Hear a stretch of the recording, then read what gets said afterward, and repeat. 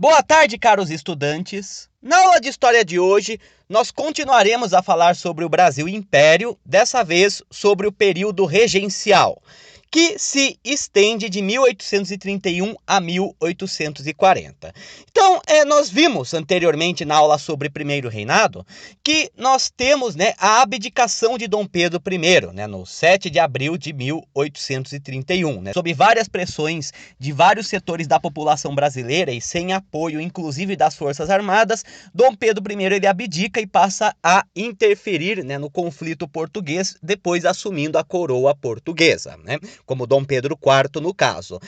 Pela Constituição de 1824, ficava estabelecida que caso o herdeiro ao trono ele fosse ainda menor, instituiria-se uma regência, então um período regencial, no qual um grupo de políticos brasileiros iria administrar temporariamente o país até a maioridade do sucessor ao trono, que daí seria o filho de Dom Pedro I, Pedro de Alcântara, posteriormente Dom Pedro II. Então, assim, o período da regência, ele é um período bastante característico, embora seja um período bem curto, com menos de 10 anos de duração, ele consiste na primeira vez em que o Brasil passa a ser governado de fato pelos brasileiros, pois até então o Brasil ele tinha vivido o regime colonial, governado pelos portugueses, e mesmo com a independência, o Brasil foi governado por um imperador de origem portuguesa. Então a regência ela acaba sendo um marco importante no sentido de que agora são os próprios brasileiros que passam a administrar o Brasil. Então, o que acaba ocorrendo, é que o período regencial ele tem uma certa ambiguidade em vários aspectos, Nós vamos ter, de certa forma, uma grande consolidação da política brasileira, com a formação dos partidos políticos que irão, inclusive, imperar durante todo o segundo reinado, mas também um período de vários momentos de instabilidade, com várias rebeliões e vários conflitos também entre as várias facções políticas que se estabelecem nesse momento.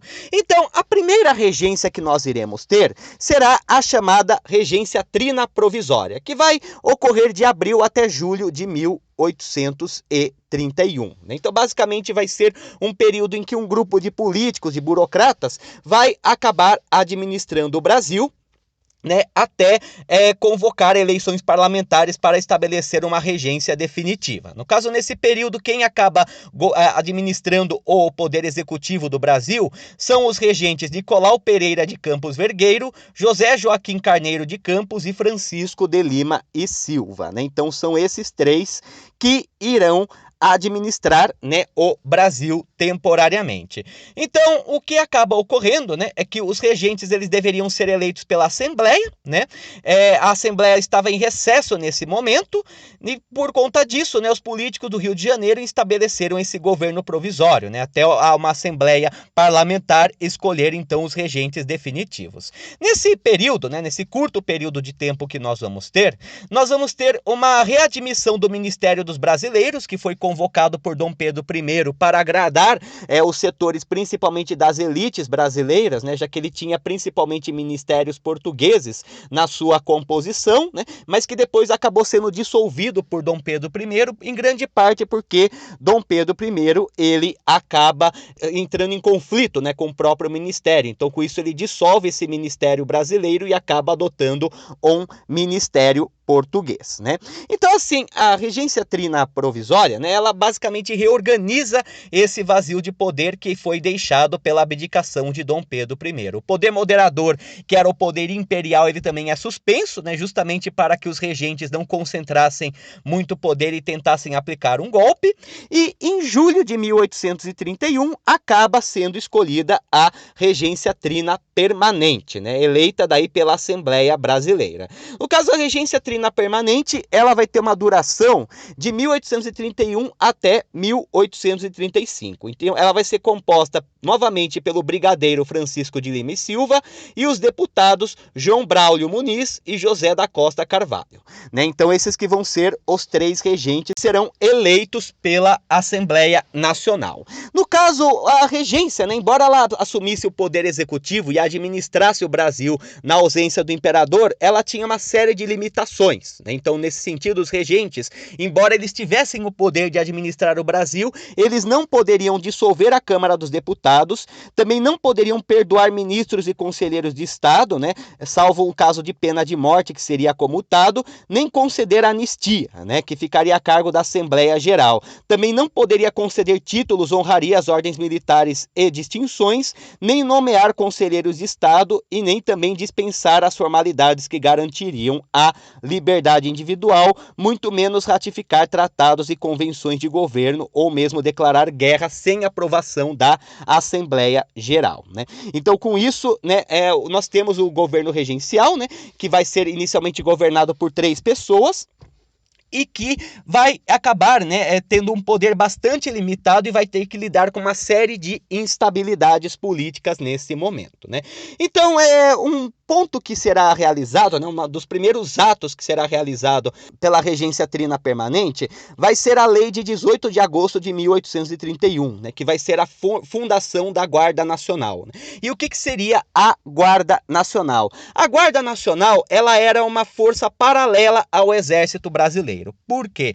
Porque, assim, os regentes, né, os políticos brasileiros, eles tinham noção da força que o Exército Brasileiro ganhou com a abdicação de Dom Pedro I. Basicamente, né, o que levou à abdicação de Dom Pedro I foi justamente quando o Exército se voltou contra ele. O Exército ele passou a ser o fiel da balança nesse sentido, né? Enquanto ele apoiava Dom Pedro I, mesmo que Dom Pedro I não tivesse apoio de vários setores, o Exército era uma força repressora, capaz de manter a ordem imperial, né? No entanto, quando o exército se volta contra Dom Pedro I, né, Dom Pedro I acaba tendo que abdicar, pois mesmo um instrumento de repressão acaba não ficando mais do lado dele, né? E com isso os regentes, preocupados com a demasiada força do exército, eles reorganizam, inclusive até sucateiam mesmo o exército, diminuem os recursos e os efetivos militares e delegam o exército justamente a função de patrulhar as fronteiras, proteger as fronteiras do país.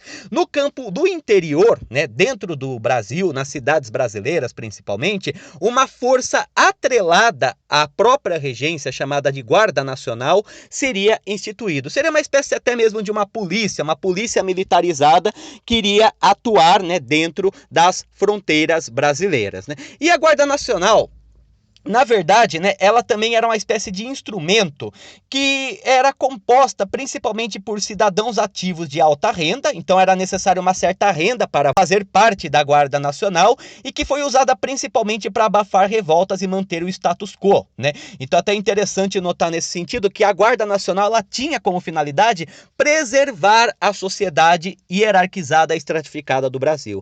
Embora o governo regencial ele passe por vários conflitos internos, um dos elementos que era consenso, de certa maneira, era a manutenção do Brasil unido e também a manutenção da escravidão, né? Então, nesse sentido, a Guarda Nacional ela acabou sendo um instrumento que servia justamente para manter a ordem oligárquica no Brasil. E ela foi criada, no caso, pelo então ministro da Justiça, padre Diogo Antônio Feijó, né, que acaba administrando, e a Guarda Nacional, no caso, ela ficaria sob jurisdição do Ministério da Justiça e organizadas por município. Para manter, inclusive, né, a presença hierarquizada e elitizada na Guarda Nacional, vários grandes fazendeiros conseguiram comprar o título de coronel da Guarda Nacional, mesmo que eles nunca tenham combatido, nunca tenham entrado em combate, nem mesmo tivessem experiência militar. A partir da renda, eles eram automaticamente promovidos a coronéis, ou seja, comandantes da Guarda Nacional, né, mostrando justamente esse aspecto de que a Guarda Nacional ela servia aos interesses mais oligárquicos. Além disso, outros pontos também que nós teremos no governo da regência trina permanente, né, vai ser o início de vários conflitos que vão começar a se tornar revoltas armadas, que nós iremos ver, revoltas de escravos e a expansão dos quilombos também, que começam a assolar o território brasileiro nesse momento, né?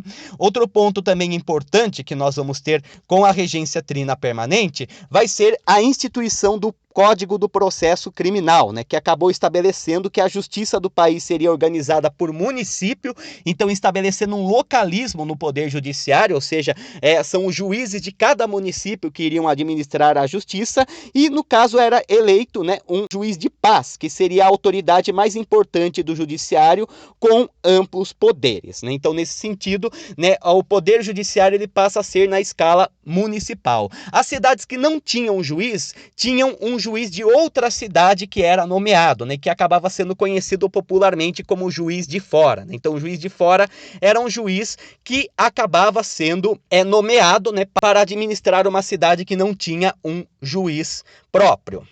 Então, né, tratando do que diz respeito ao período de instabilidade política, nós vamos ter, né, para entender de uma forma mais clara isso daí, a questão dos partidos políticos no Brasil nessa época, né? Então, assim, os partidos políticos que tinham se formado durante o primeiro reinado, eles acabam se redefinindo com a regência. Então, né, durante a regência trina permanente, né, nós temos uma nova configuração política do Brasil, né, com os novos partidos políticos. O antigo Partido Português, ele acaba originando o Partido Restaurador, ou Restauradores, que eram basicamente aqueles que defendiam a máxima centralização política nas mãos do imperador e que desejavam o retorno de Dom Pedro I para o Brasil, em geral composto por comerciantes portugueses, os ex-membros do Partido Português. Com a morte de Dom Pedro I, em 1834, o partido ele acaba se extinguindo, né, pois ele desejava o retorno de Dom Pedro I. Com a morte de Dom Pedro I, sua principal proposta acaba sendo descartada.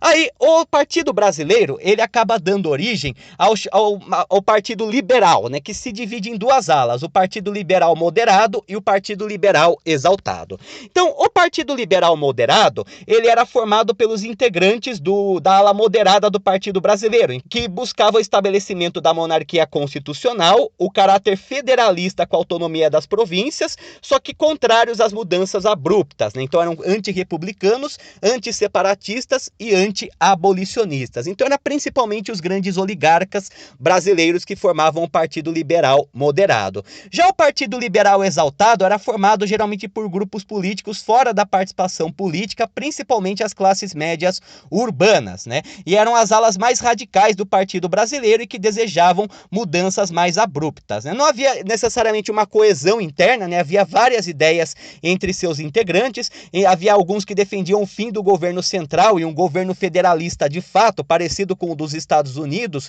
enquanto outros defendiam até mesmo o republicanismo e o separatismo, e até algumas alas defendiam o abolicionismo, né? Embora isso não fosse consensual mesmo entre os liberais exaltados, né? Também pequenos proprietários e funcionários públicos acabam compondo o Partido dos Liberais Exaltados. Então, nesse cenário político que nós vamos ter, né, de bastante tensão, nós vamos ter uma grande instabilidade política, né? Então, um ponto que nós vamos ter é que a regência trina permanente, ela começa a nomear e retirar presidente de províncias, conforme seus interesses, né? Então ela acaba intervindo nas províncias e muitas vezes depondo o presidente de província de partidos opositores.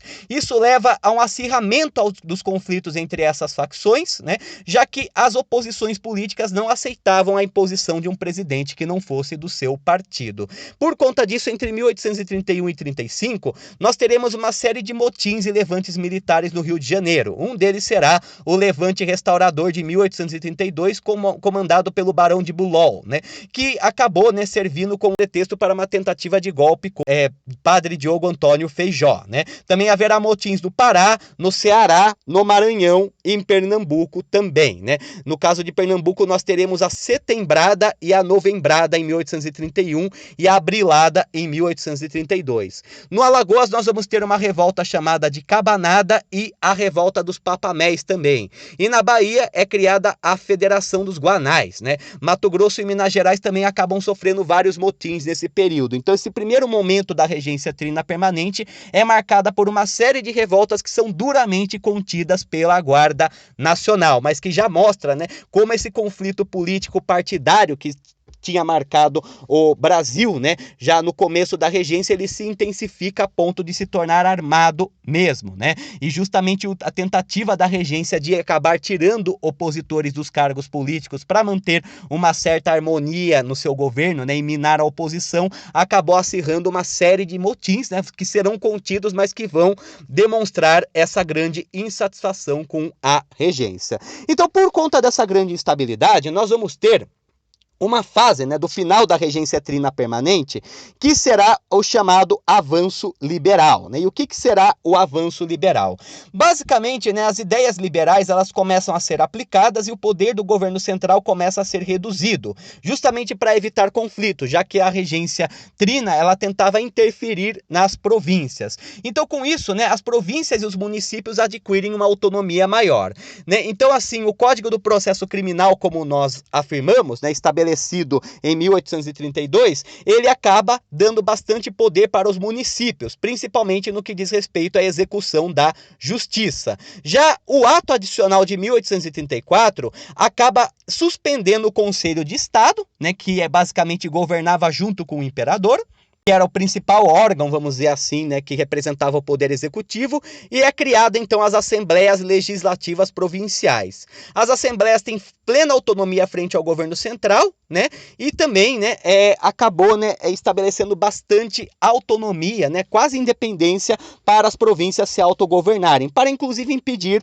novas revoltas, né. Então, o ato adicional à Constituição de 1824, ela, entre outros pontos, também cria o chamado município neutro, ou Distrito Federal, no Rio de Janeiro. Isso é um ponto importante, né? Porque como as províncias elas passam a ter bastante autonomia, a província que tivesse a capital, o governo central, ela teria mais força do que as outras. Então, com isso, a cidade do Rio de Janeiro, ela acaba sendo conhecida como município neutro, né? Que seria a sede do governo central, enquanto a própria província do Rio de Janeiro teria sede em Niterói, né?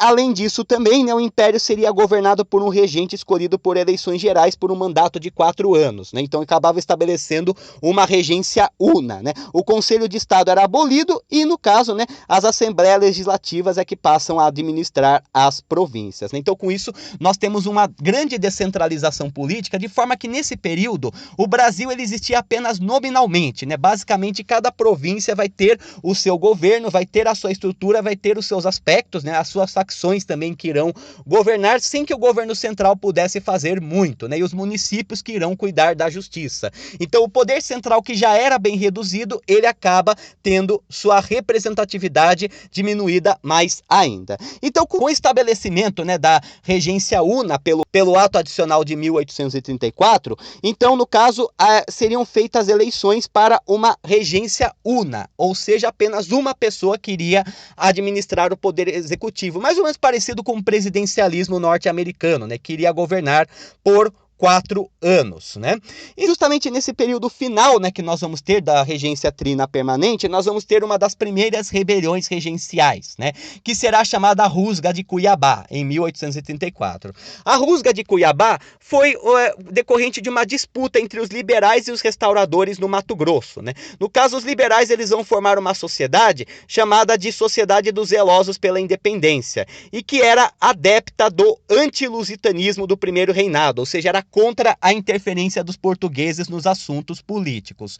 Os liberais matogrossenses, inclusive, pretendiam expulsar os portugueses de Cuiabá pela força das armas. Nisso, as autoridades colocaram o liberal João Poupino Caldas para satisfazer os revoltosos, mas mesmo assim a revolta ela acaba eclodindo, sendo que os revoltosos eles tomam o quartel municipal de Cuiabá e acaba invadindo e assassinando portugueses, né? Acaba invadindo as casas de portugueses e assassinando e ferindo portugueses. Com isso, o governo central acaba nomeando Antônio Pedro de Alencastro, que acaba contendo a revolta, prendendo os rebeldes, né? Em 1836, João Poupino Caldas acaba sendo alvejado nas costas por uma bala de prata, né? Que na época significava que ele era um traidor, já que ele acabou sendo do Partido Liberal, né? Ele acabou sendo nomeado para tentar satisfazer os interesses dos revoltosos, mas justamente por ele não seguir a agenda liberal, inclusive se aproximar dos portugueses, né, a revolta ela acaba eclodindo, né, e quando ele pede apoio para o governo central interferir em Cuiabá, isso é visto pelos liberais matogrossenses como ato de traição,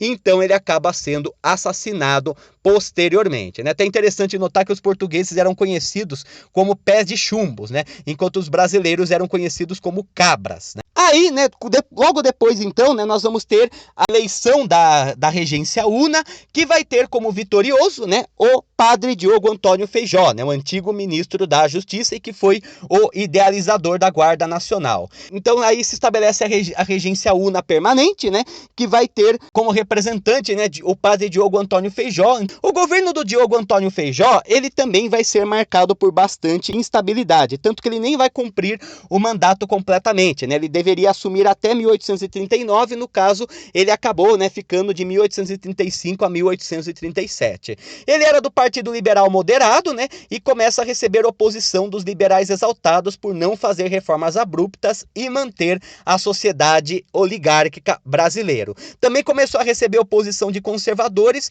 que eram favoráveis ao governo central forte, né? Então Diogo Antônio Feijó, por um lado, ele defendia uma autonomia provincial, né, mas por outro lado ele não desejava grandes reformas abruptas, né? As câmaras municipais também não apoiavam Feijó, né, justamente porque ele teria tentado um golpe de Estado, né, depois do Código do Processo Criminal, né?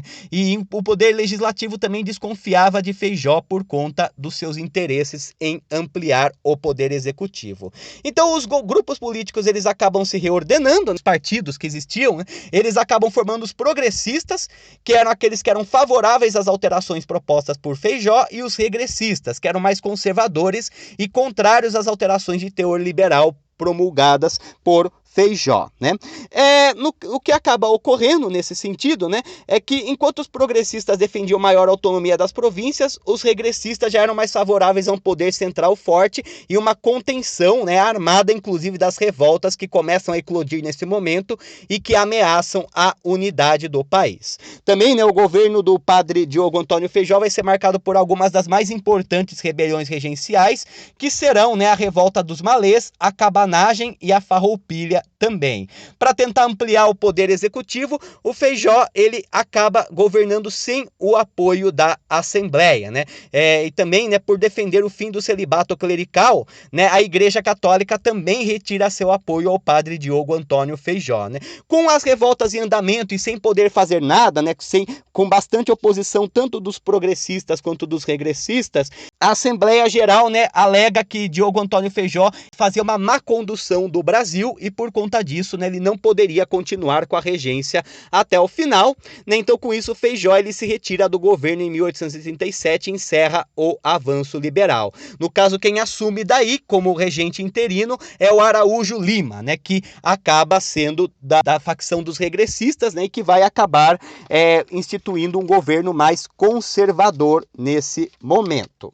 Então, né, para falar de algumas das revoltas que vão ocorrer durante a regência una do padre Diogo Antônio Feijó, uma das primeiras que nós vamos ter será a revolta de Malês, né? A revolta de Malês, ou revolta dos Malês, vai ser uma das muitas revoltas de escravos que eclodem no Brasil durante esse momento. Por conta das péssimas condições, né, e do regime de opressão que os escravos viviam, revoltas de escravos já eram bastante comuns, né, desde o período colonial, né? No entanto, a revolta dos Malês, ela acaba tendo uma característica mais destacável, né, que vai ser basicamente, né, principalmente pelo fato de serem escravos muçulmanos letrados, né, e urubás, inclusive, principalmente, né, que inclusive eram alfabetizados em árabe e que inclusive tinham a intenção de tomar Salvador e instituir um governo teocrático islâmico na cidade, assassinando os brancos e os escravos que não fossem muçulmanos, né? Então vai ser uma das revoltas de escravo mais organizadas que nós vamos ter, né, durante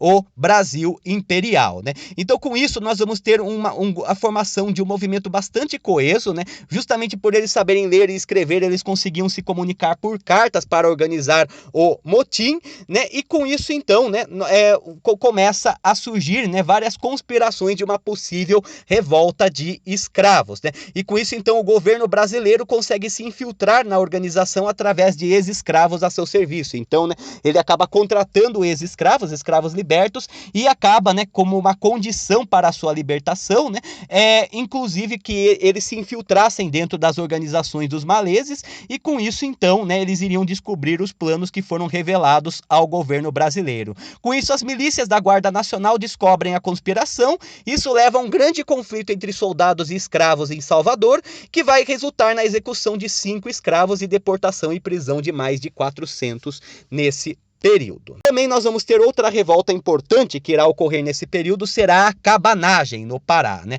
No caso, o Grão-Pará ele já tinha uma grande tradição autonomista, tanto que inclusive ele acaba se inserindo na independência do Brasil posteriormente, pois as lideranças do Grão-Pará discordavam do projeto oligárquico do Império Brasileiro.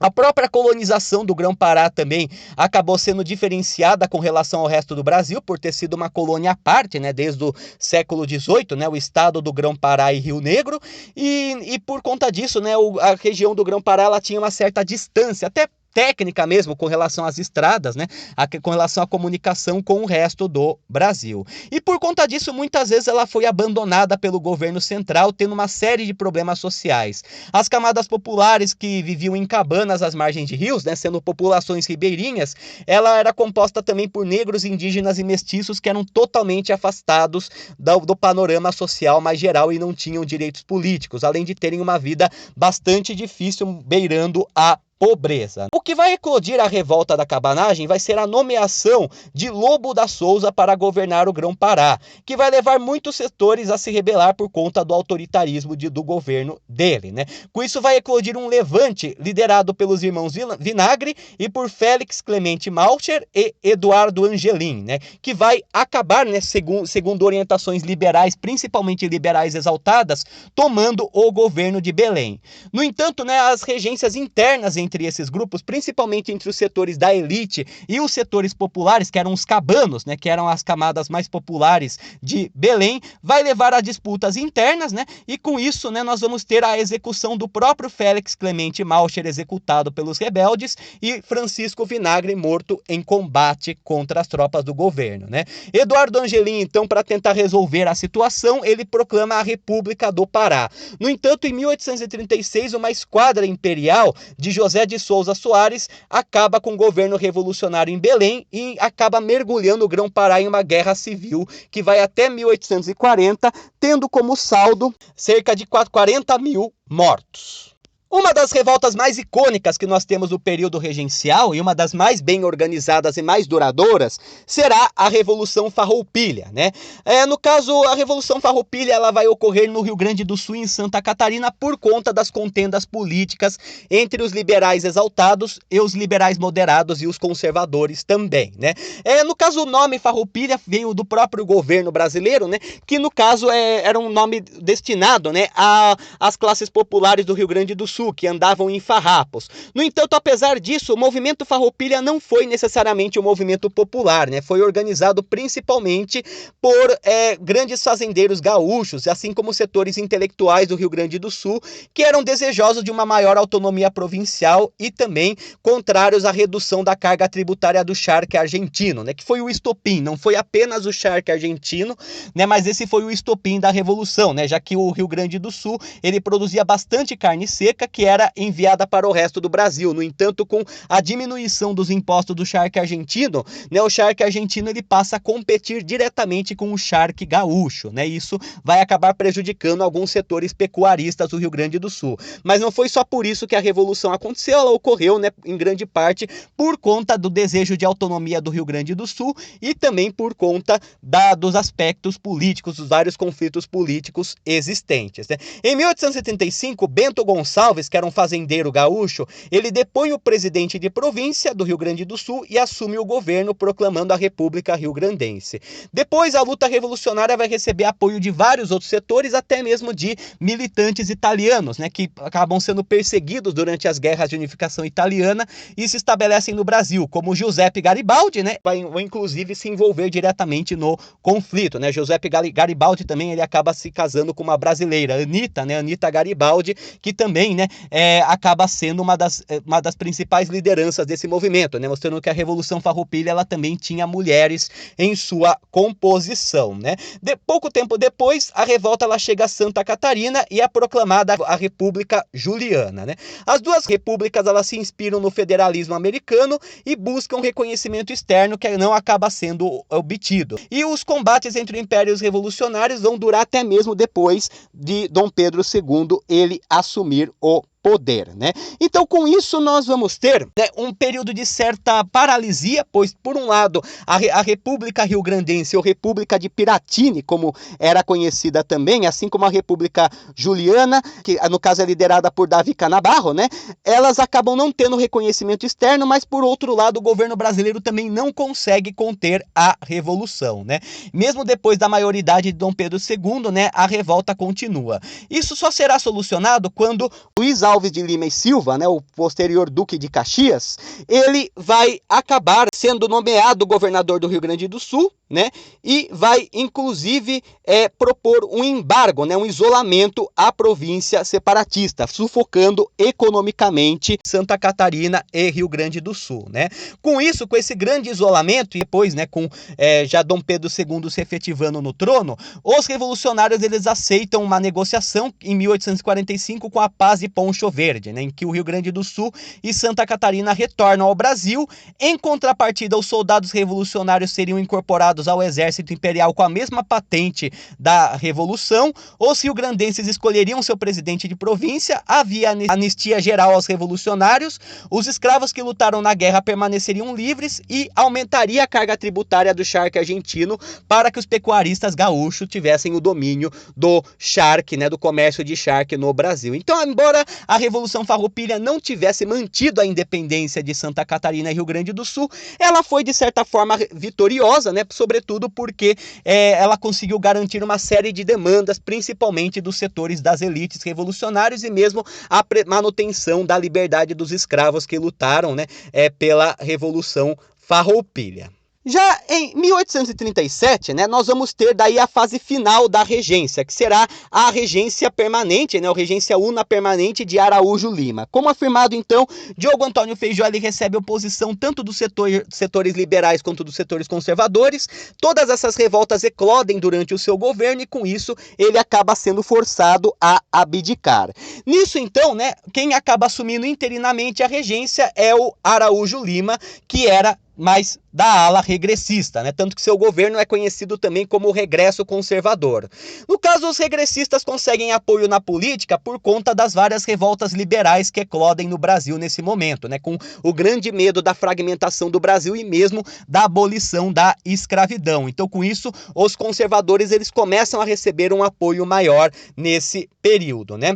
Araújo Lima ele vai criar o chamado Ministério das Capacidades, que teve como representante o liberal Bernardo Pereira de Vasconcelos, que, mesmo contrário à centralização política, apoiou Araújo Lima por conta das ameaças aos interesses das elites brasileiras, né, por conta das rebeliões. Ele também acabou refazendo o Código do Processo Criminal, minando a autonomia dos juízes locais, né, e submetendo eles ao Ministério da Justiça, centralizando assim o poder judiciário. E também, né, encarregou o governo central de exercer o judiciário. Em 1840, ele proclama a Lei Interpretativa do Ato Adicional, que acaba diminuindo o poder de decisão das assembleias provinciais e novamente fortalece o governo central, né? Nós vamos ter também durante o seu governo uma nova configuração política. Os regressistas vão formar o Partido Conservador e os progressistas o Partido Liberal, que serão os dois partidos que irão predominar durante o segundo reinado. E também em seu governo é criado o Colégio Pedro II, assim como o Arquivo Público Nacional e o Instituto Histórico Geográfico Brasileiro, né, que vai ser responsável por construir uma historiografia oficial brasileira.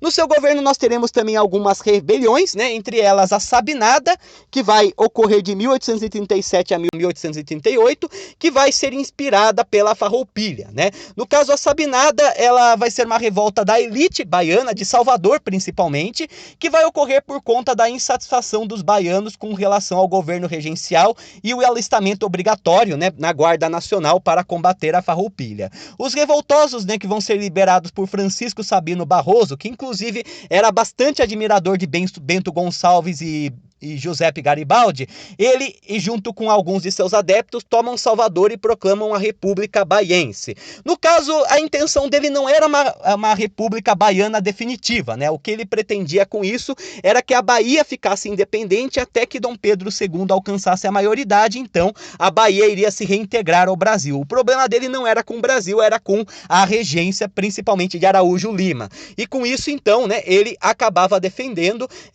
uma independência independência temporária da Bahia para evitar os assédios do governo central, né? E no caso, no entanto, por ser um movimento orquestrado principalmente pela classe média soteropolitana, né, ele não teve adesão popular e os habitantes mais ricos fugiram da cidade durante esse movimento. No caso, basicamente, eles tomaram apenas Salvador e seus arredores por um curto período de tempo. O governo imperial, para evitar o combate direto, acabou fazendo um embargo em Salvador, que gerou a escassez de bens, né? E com a promessa dos revolucionários de libertar os escravos que servissem à causa, muitas tropas fiéis à regência atacaram o Salvador e prenderam as suas lideranças. Então eles tentaram, inclusive, para convocar as classes populares, promessa de libertar os escravos que servissem à causa, né? O que acabou levando até mesmo as elites locais a se oporem ao governo da Sabinada, né? E com isso, então, né, totalmente fragmentado e com escassez de bens, as tropas do governo acabam atacando Salvador e prendendo as lideranças. Outro movimento que ocorre também nesse momento é a Balaiada, no Maranhão, de 1838 a 1841, né? A Balaiada, ela vai ser um movimento também de característica popular, né?